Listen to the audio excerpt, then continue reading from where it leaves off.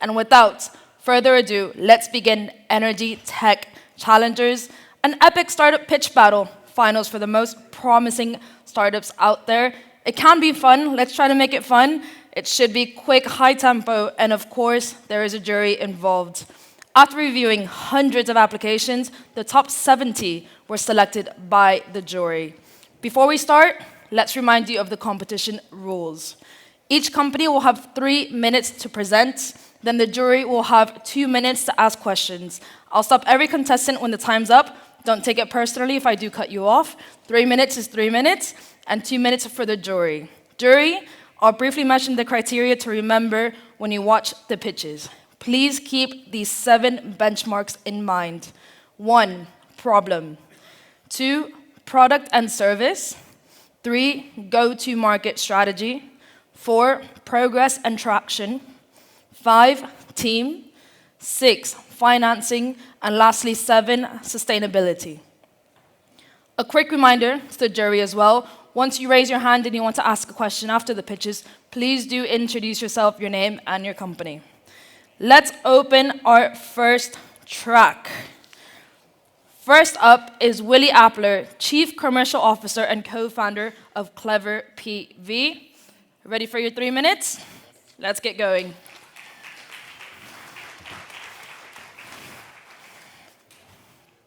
Okay, thank you very much for inviting me on stage. It's an honor.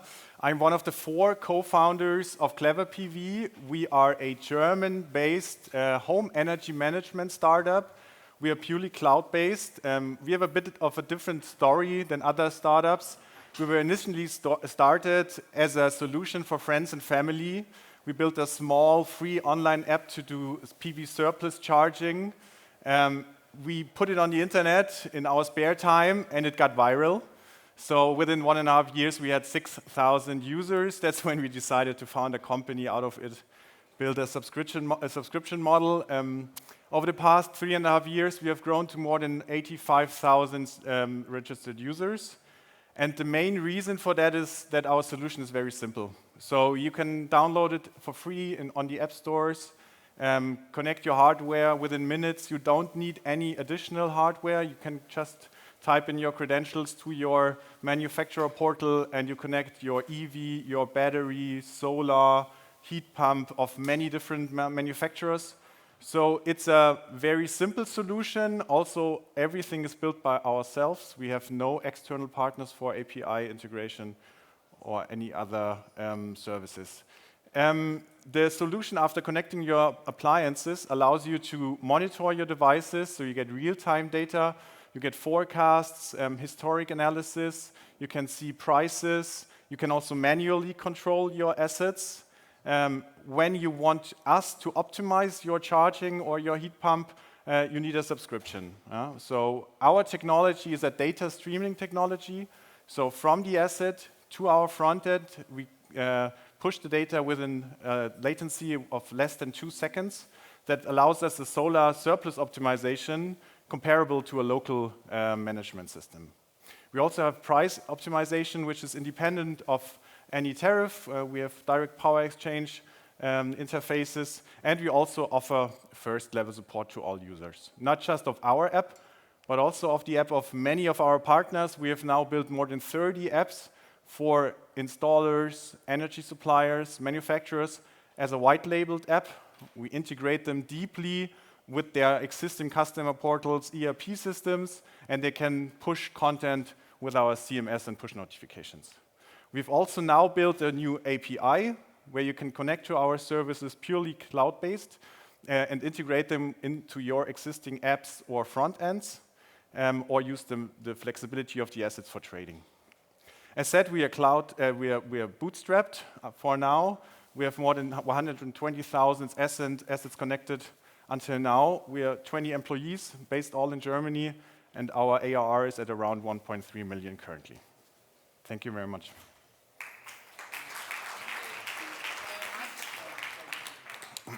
Now, 2 minutes for jury questions.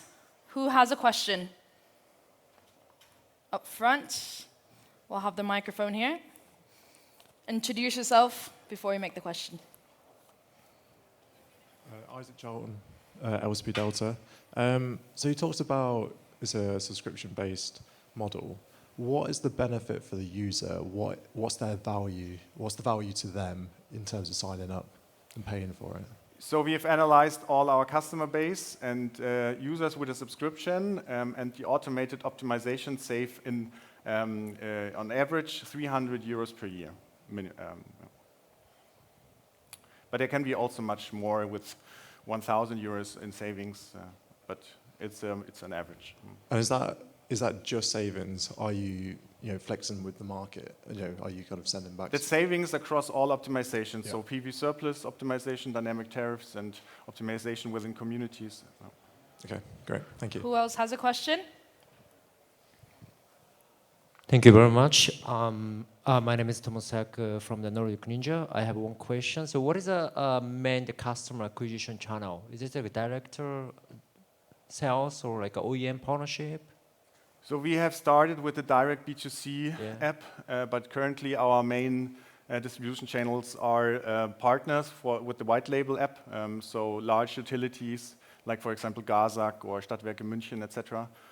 They distribute the app now to their customers. So our partners have more than 4 million end customers currently. Okay. So when you go to enter the new market, you also wanted to continue the new partnership model. Yeah, we have all 3 models in parallel that we want to scale across Europe. Understood. Thank you.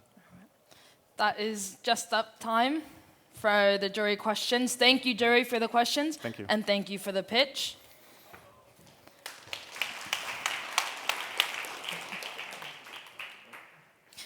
Next up for the 3 minutes, we have Mark Swinnerton, founder and CEO of Green Gravity.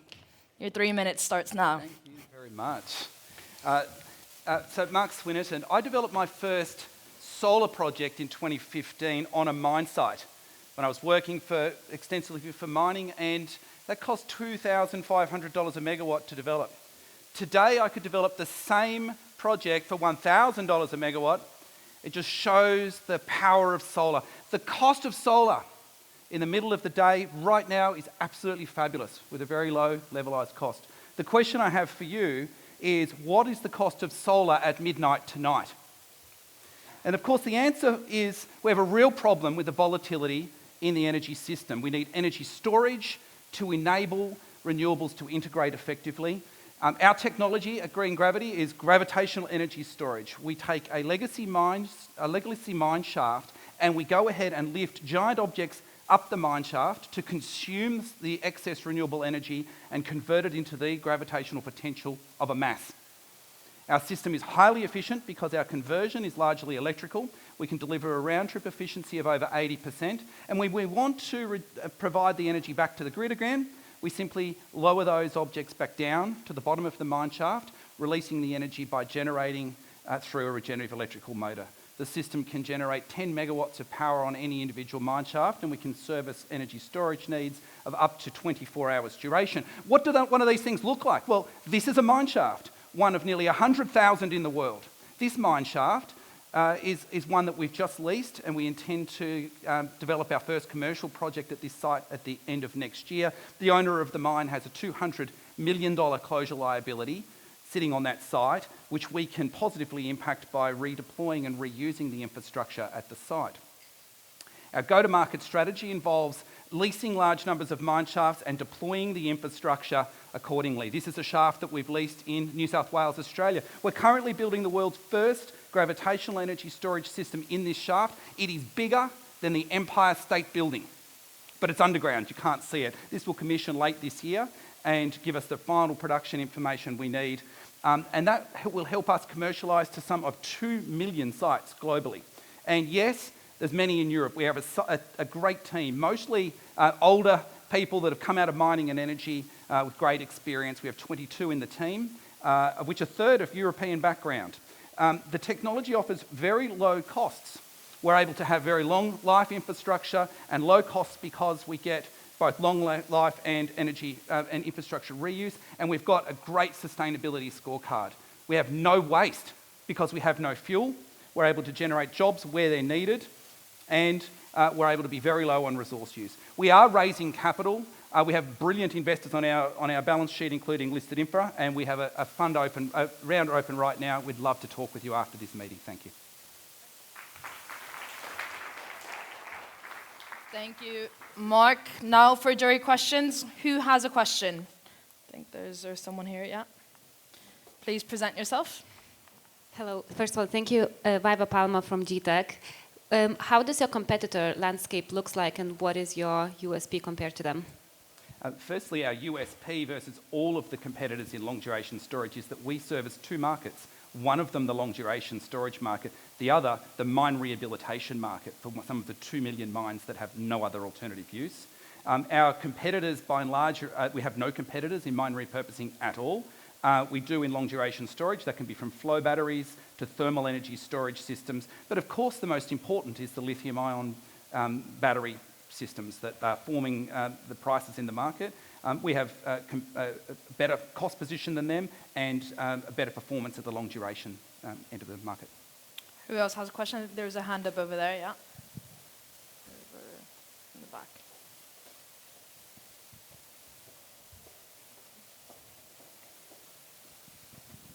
Hi, I'm Takeshi Kodama from Jera Ventures. Jera is Japan's largest energy company. So my question is quite simple.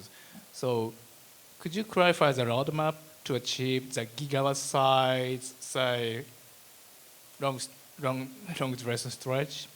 Yeah, absolutely. Yeah, thank you very much. And so our one of the I think very strong elements of our technology is that we're able to be very modular. So we can deploy in 10 or 15 megawatt clips. And so to get to the gigawatt scale, we need to access a large number of sites. Currently, we have in gigawatt hour perspective right now, our current pipeline over the first few years is around 15 gigawatt hours, which is slightly less than a full gigawatt of continuous production, but we're accessing less than 1% of the potential market in Western countries right now. So we think this is about making sure that we engage with both mining companies, but also governments, because a huge number of legacy mines are held by governments around the world. Perfect. Thank you, Mark, for your presentation. Thank you. Hope you enjoyed that.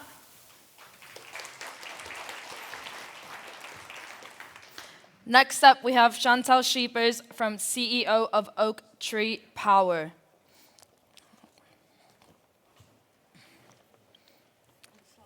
Just that one, yeah. Hello, good afternoon. Just a quick show of hands. Who currently uses electricity? From simple things like a washing machine or perhaps cooling in your office? Who's got an EV or a pump at home? Great. So now keep your hand up if you are currently earning revenue from those assets. That gap between what you own and what you earn is exactly why we exist. My name is Chantel, and I'm the CEO of OakTree Power. Do I need to? I get the wrong one. Here we go. So at the moment, we have really old infrastructure everywhere in Europe. And by 2030, 50% of our distribution network will be at the end of their life. And that is where all of our assets are currently connected. Upgrading it will be very expensive and slow, while digital infrastructure is fast, cost-effective, and sustainable. That is where Ethernet comes in. We take simple demand assets and turn it into critical digital infrastructure. It's at zero cost, zero wires, and we pay our clients a minimum of €50,000 per year, and that number is growing. So who can benefit? Well, everyone. Asset owners earn a revenue while the grid needs fewer cables and consumers pay less. And it's a critical enabler for a carbon-neutral system. We are profitable in 3 markets, the UK, France, and Belgium. And in 2025, our net recurring revenue was 1.4 million, growing to 2 million this year. We have a 58% gross margin, and we work with every client type that pays back in less than 6 months, over a 5-year contract. EU harmonization rules has changed the game. We built one platform that can access 27 markets. Our existing multinational clients travel with us into each market. Our model is simple. Enter a market, become profitable, then expand. And for the first time, our clients can pool all of their assets in Europe into one single platform. More volume equals more revenue streams.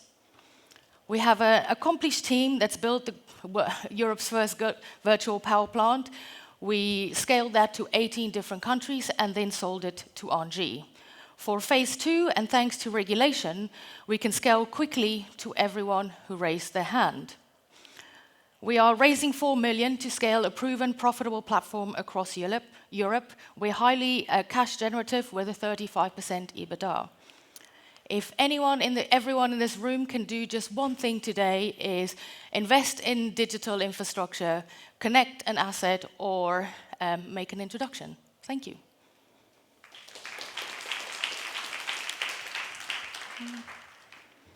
Thank you for your pitch. Now, jury questions. Who has a question for Chantel?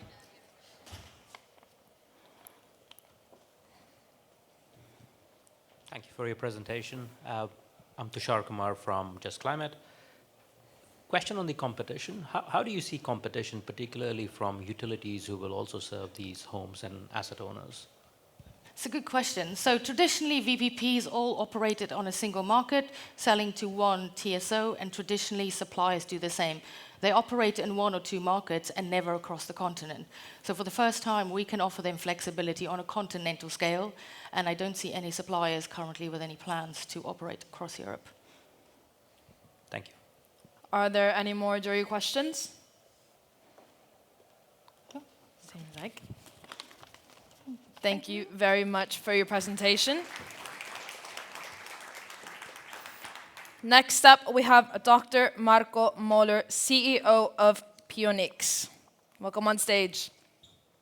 Thank you. Yeah, thank you for giving me the time here. We built software-defined charging, so the basic infrastructure behind EV charging. So why is it critical? If you look on people in the internet or just talk to your everyday EV driver, there's a lot of issues out there. If we zoom in, we have failure rate, dramatic failure rate. Even the best vendors in the market are at 10% failure rate, which is far off acceptable. So, and if you imagine scaling up the world to billions of EVs, to billion of EV charging stations, we're ending up with this even more complex industry of a lot of car types, charging station types, apps, and backends. Everything has to be intercompatible.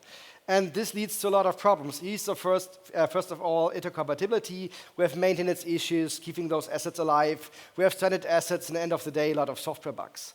So how we want to solve that, or we're actually solving it, is creating a common base layer running on all charging stations, so firmware level, on-site, a software monopoly like Android for wall boxes or Linux for web servers. We are the same layer, but just on EV charging.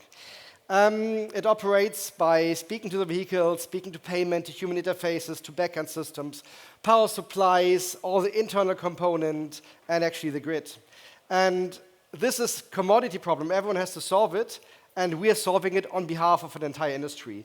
We are one of the biggest open source projects in entire clean tech space worldwide. We have more than 80 organizations contributing actively to this code, more than 700 professionals from those companies. Just last year alone, we scaled for more than 100,000 charging stations in the field. So we're roughly doing more than 10x every year now with units deployed to the field. And this is really a massive cross-industry effort. We as a company, we're still doing also something commercially. We offer integration support, we offer hardware modules, we offer digital twins for testing those chargers, and inviting anyone who is in the e-mobility space, have a look on what we actually offer here. And the team behind all of this is me and my co-founders. We're serial entrepreneurs. We did this a couple of times in different industries. Some years ago in the drone space, sit in southwest of Germany. Yeah, and raised so far for almost 15 million in different rounds. And yeah, as I said, now looking forward to scale up this ecosystem together with you.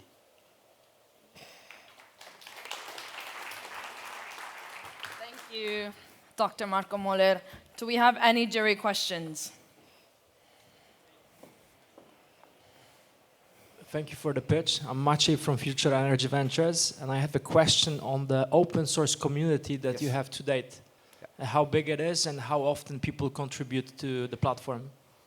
So I can just say in the energy space, there is one community called Linux Foundation Energy. They host a lot of those projects, and we are one of the biggest ones. It's hard to measure, but every couple of minutes there's interaction.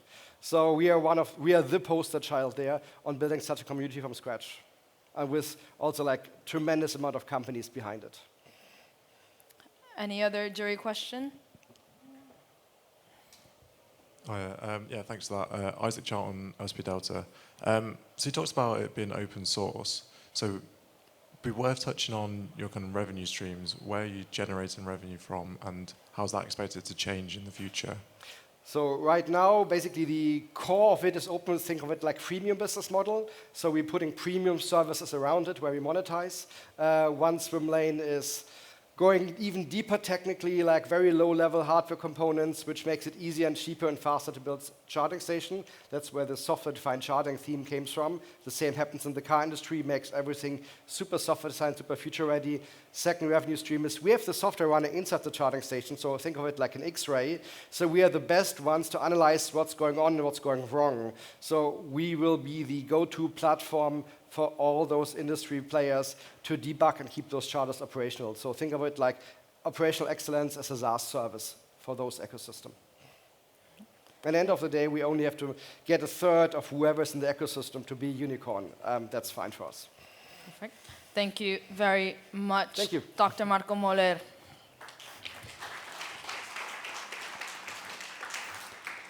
Next up for our fast-track pitches, we have Scott McNally, VP of Business Development at Redoxblox.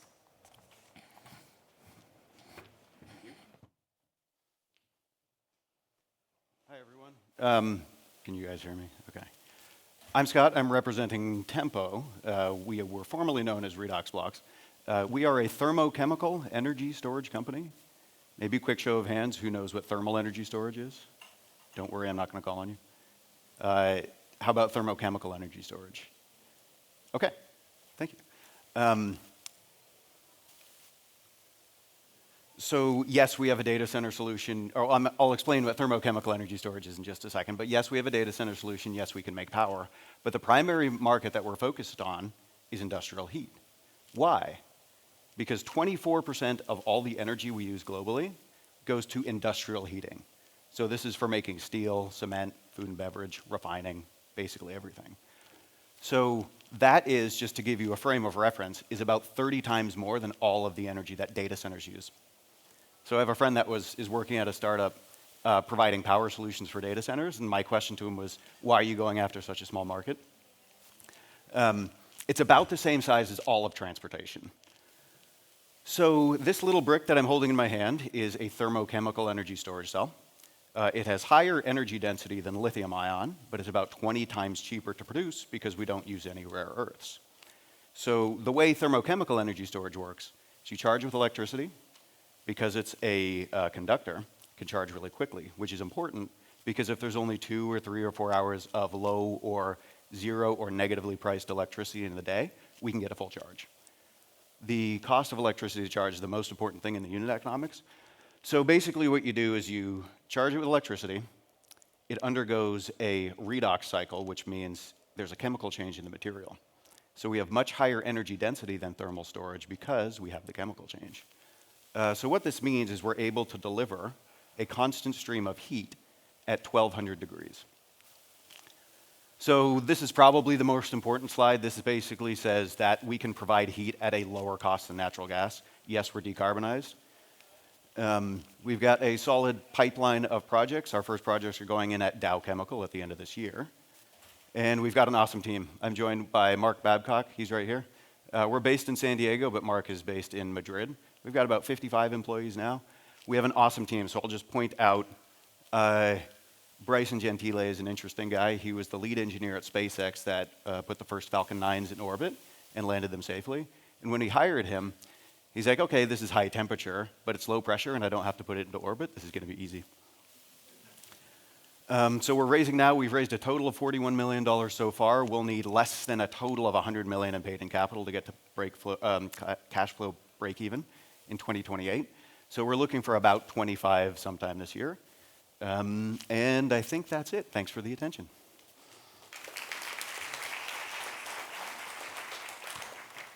Thank you, Scott, for that presentation. Any jury questions? Over there.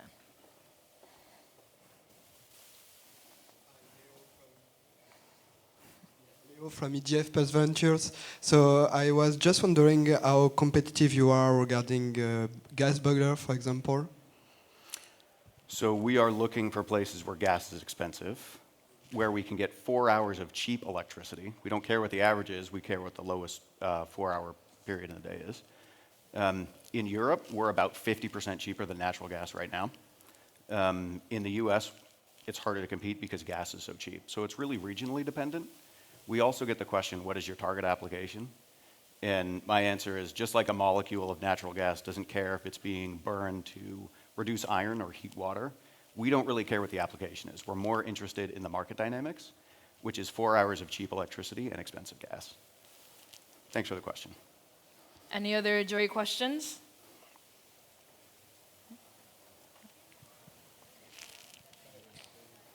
All right. Tushar Kumar from Just Climate again, Industrial Decarbonization Fund. When you think of your competition, right, so what is the one losses in the system? And two, when you think of cost of storage, is that dollars per megawatt hour? How do you think about that? Yeah, so the amortized cost of our equipment is about $20 a megawatt hour, not including any subsidies. So if natural gas is about 60, right now it's about $90 a megawatt hour. That means we can afford to pay somewhere between $40 and $70 a megawatt hour for power, only for 4 hours a day. We can get it a lot cheaper than that. So that was the second part of the question. Sorry, what was the first part? On competitors? Losses. We're 95% round trip efficient. Thank you. Okay, if anybody wants to touch the brick later, just come and find me. Non-toxic. Okay, Perfect. thanks. Thank you, Scott.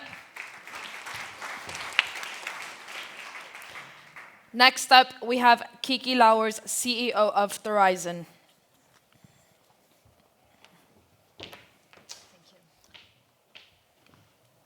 So good afternoon, everyone. My name is Kiki Lauwers, and my journey with Thorizon started roughly 3 years ago with this text message. Hey, Kiki, there's a CEO vacancy for a startup, nuclear reactor, 10 people, bleeding edge tech. Isn't this something for you? And I thought, no, nuclear, dangerous, waste. I did not respond to the text. But I wanted to work in deep tech, and I gave it a closer look, and then I found out nuclear is actually the largest source of carbon-free energy in Europe. And it can become the backbone of clean power. At the same time, it faces barriers today. It cannot supply the high-temperature heat that we need. It is difficult to scale, and it faces public resistance in terms of waste, safety, and cost. And this is the problem that we want to solve with our modular molten salt reactor. We deliver 100 megawatt of electricity without compromises. This technology is maximum safety. We do not create long-lived waste, are very cost competitive, and are designed to scale from day one. The secret behind this technology is our modular cartridge-based core that addresses corrosion, enables simpler operations, and lower cost and scalable deployment. The energy market is huge, and 60% of the capacity that we need for net zero still needs to be built. We focus on industry clusters and data centers with first deployments in the Netherlands, France, and Belgium on existing nuclear sites, and we have EPZ as our launching customer. We cannot do this alone, and we have the best possible partners to get this done, from nuclear operations to fuel supply to scaled manufacturing and nuclear construction. We have a fabulous team that is based in the Netherlands and France and combines uniquely nuclear expertise and more disruptive execution power from the high-tech aerospace and automotive industries. We are on track to deliver this product by 2032. We have secured sites for the demonstrator and for the first commercial reactor. We need the government, of course, but we have unparalleled public traction in the Netherlands, in France, and from the European Commission. Up to now, we have been 100% able to leverage your investments with private investments, and we continue to do so. At this moment, we are raising 40 million. Our team is here, so even if you're a little bit scared of nuclear upfront, please come and talk to us, but perhaps we can change your mind. Thank you.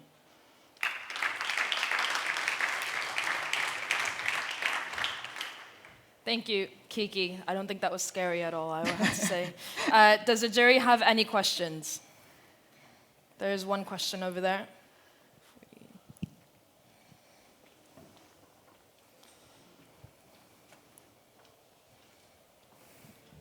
So I'm Takeshi Kodan from Jira Ventures. My question is quite simple. How to secure the number of, say, employees, I mean, as a technicians and as a engineers to construct the proof of concept project in the nuclear site?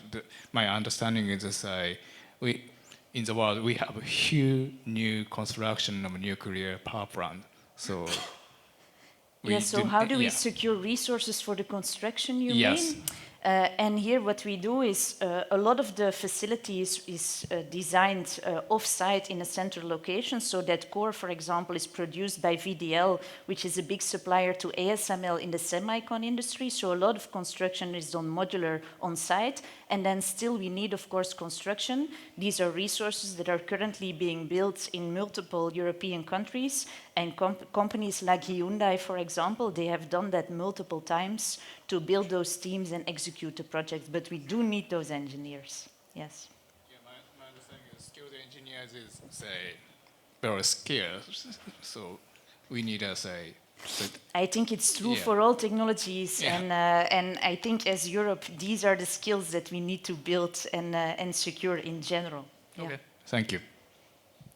Any other question? All right. Thank you, Kiki, for your presentation. And last but not least, Rob Alexander, CEO and co-founder of AlumaPower. This is for you. Thank you. Hello, everybody. Yes, I'm co-founder and CEO of AlumaPower, and we are deploying firm dispatchable power with scrap aluminum fuel disks like this. We've heard about how we need to build about $2 trillion worth more of capacity. But the big issue is there's a 100 gigawatt gap of firm power. So where are we going to get those electrons when the renewable variable energy sources can't deliver 24/7? At AlumaPower, we've taken a modular approach to this, leveraging over 16,000 hours of testing to build a gigawatt scale backup generator that has more power density than a diesel generator. So we can fill that gap, but is it cost effective? And the answer is yes.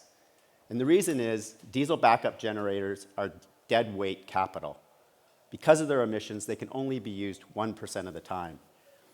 With AlumaPower, we have 0 emissions at source, so we can be turned on whenever you need us. And what this means is massive capital reduction opportunities. We took a data center customer in California, needed a gigawatt of capacity.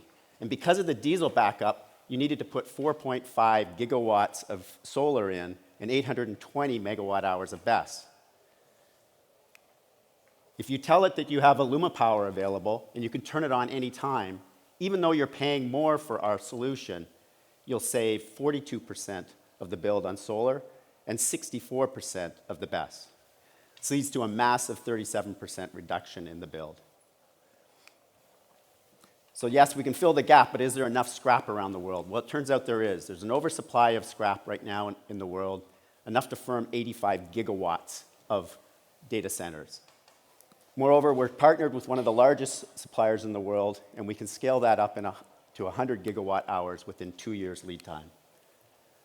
We did our first paid pilot in 24 in Toronto. We have multiple dual-use military customers right now. We'll do the first demonstration of this with a data center this summer, and really looking forward to scaling this business. Got lots of gray hair, missing some.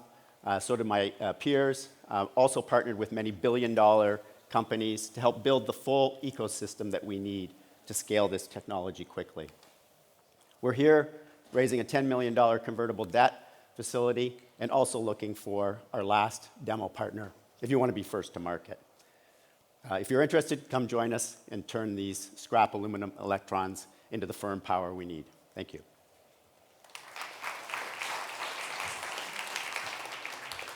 Thank you, Rob, for that presentation. Any jury questions? Isaac Charlton, LSP Delta. How does the technology actually work? Won't be able to go into all the detail, but imagine this is turning in the device slowly. You have two air-breathing cathodes on either side, oxygen's coming in, and we're corroding it. When you do that reaction, you release 4 electrons. That's the source of the power. Okay, and what's the lifetime of the asset if you're corroding the discs? The disk, this is a 20-hour disk, full power, okay? And then through the 20 hours, you replace the disk, so you can refuel indefinitely. Any other jury questions? Same questions. Yeah, I just wanted to understand, like, the required maintenance for the disk. How often do you need to replace the disk? I'm sorry, to price it or to? No, they replace the disk. Replace it so if you're using it full power, so imagine if you had a full 100-hour weather event and you were running full power the whole time, that would be 5 disk replacements. At scale, we do that robotically. There's also units that run manually for smaller needs. Any last jury questions? Any questions in general? Well, thank you, Rob, for that presentation. Thank you. Thank you all for those pitches that we just heard. That was lovely, upscaled. And now we do have a break until 20-minute break until 3 p.m. for the next startup pitches. See you then.